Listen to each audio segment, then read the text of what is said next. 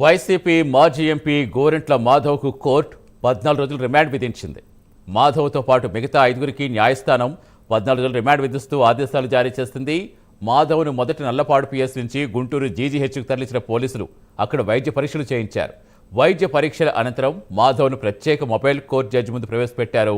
మాధవ్ తరపున మాజీ ఏఏజీ పొన్నవోలు సుధాకర్ వాదనలు వినిపించారు. గోరెంట్ల మాధవ్కు రిమాండ్ తిరస్కరించాలని కోర్టును కోరారు.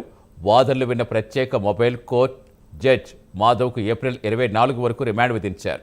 కోర్టు ఆదేశాలతో మాధవ్ సహా నిందితులందరినీ నెల్లూరు జిల్లా జైలుకు తరలించారు.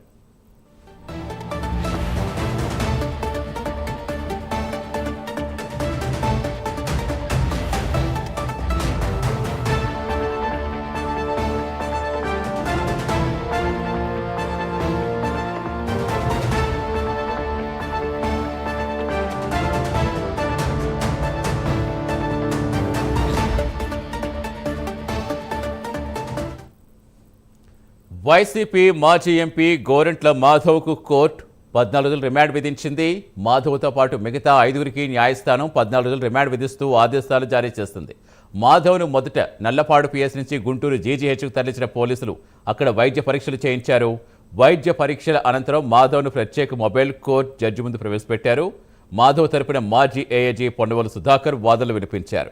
గోరెంట్ల మాధవ్కు రిమాండ్ తిరస్కరించాలని కోర్టును కోరారు. వాదనలు విన్న ప్రత్యేక మొబైల్ కోర్టు జడ్జ్ మాధవ్కు ఏప్రిల్ 24 వరకు రిమాండ్ విధించారు. కోర్టు ఆదేశాలతో మాధవ్ సహా నిందితులందరినీ నెల్లూరు జిల్లా జైలుకు తరలించారు.